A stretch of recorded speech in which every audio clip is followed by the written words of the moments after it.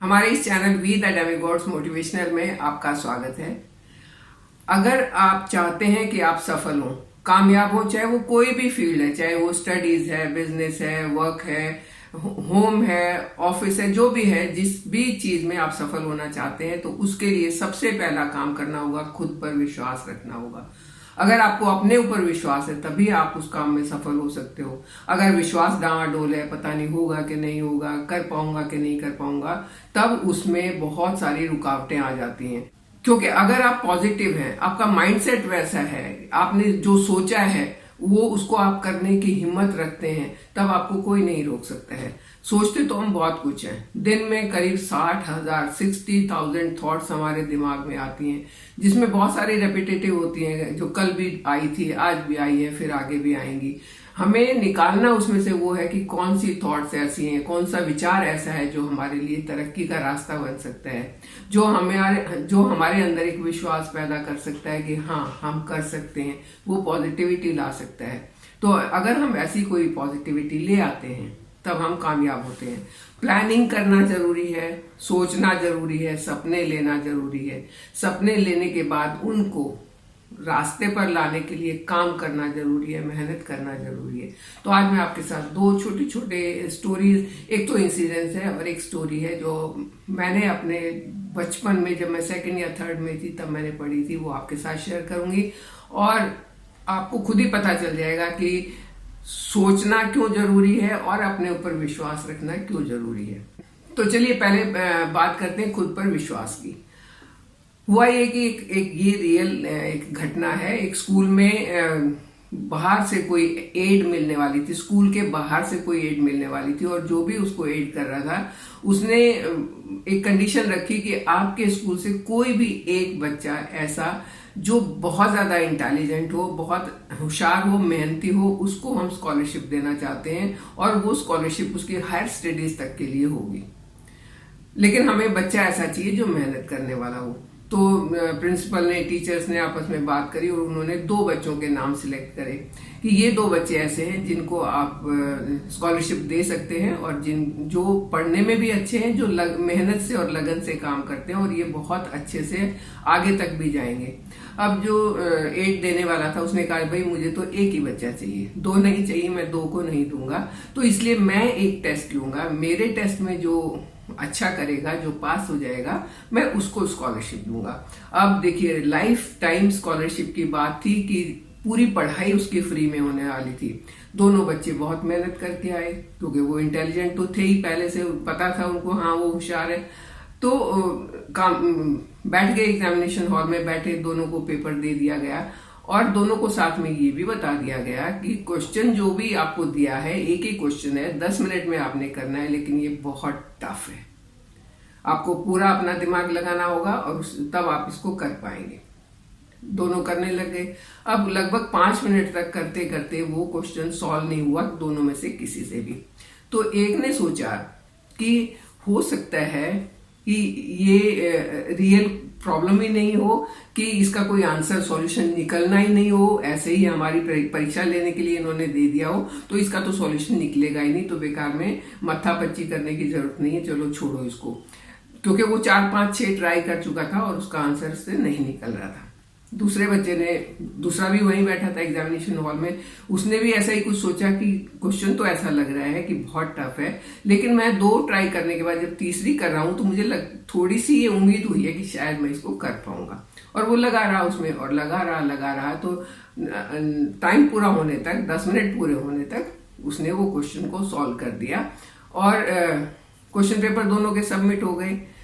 पहले वाला जिसने ये सोच लिया था कि मैं नहीं कर पाऊंगा, वो भी सॉल्व करने के बहुत करीब था, लेकिन उसने एक नेगेटिव थॉट अपने दिमाग में लाई, काम करना बंद कर दिया और उसको सॉल्व नहीं कर पाया, जबकि दूसरे ने उसको सॉल्व कर दिया।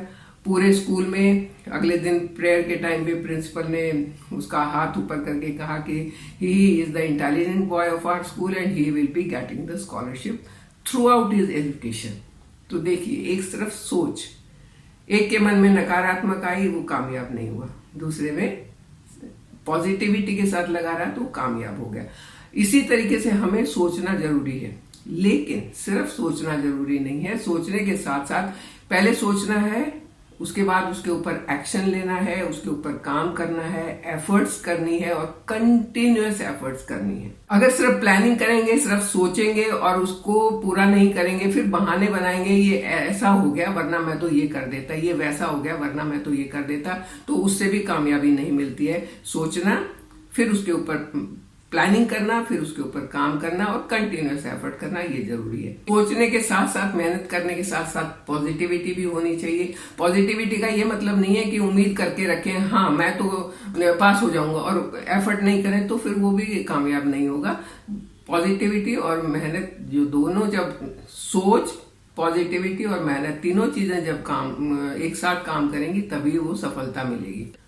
कभी भी कोई ऐसा मैजिकल रिजल्ट नहीं होता है कि आपने आज सोचा आपने आज सोचा कि मैं 100% मार्क्स ले आऊं। अभी तक आप 50 पर थे, आपने आज सोचा मैं 100% ले आऊं। आपने एक दिन पूरा दिन रात लग के मेहनत भी की और नेक्स्ट डे आपका जो एग्जाम होने वाला है उसमें आप सोचे कि मेरे 100 आ जाएंगे, तो ऐसा नहीं होता, क्योंकि ये तो एक कंटिन्यूअस प्रोसेस है।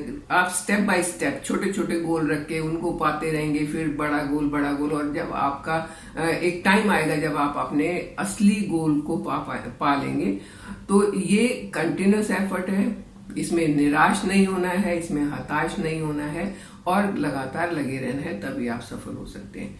चलिए इसी से रिलेटेड दूसरी स्टोरी बताती हूँ जो मैंने सेकंड में पढ़ी थी और मुझे बहुत अच्छी लगती है ये स्टोरी।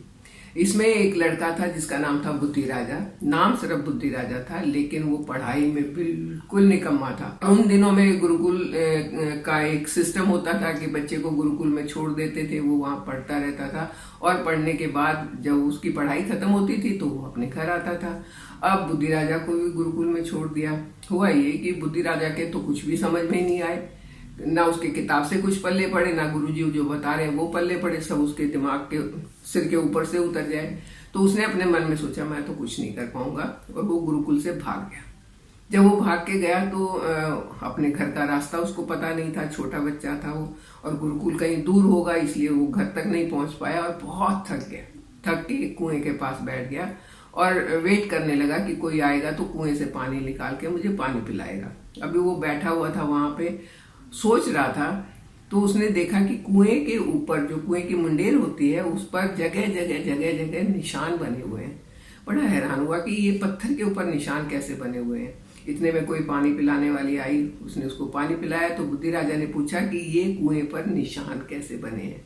तो वो हंसने लगी और कहा तुम्हें इतना भी नहीं पता कि बार बार जब हम कुएं में रस्सी डालते हैं और उसको खींचते हैं तो उस रस्सी की रगड़ से इस कुएं में निशान बन गए हैं।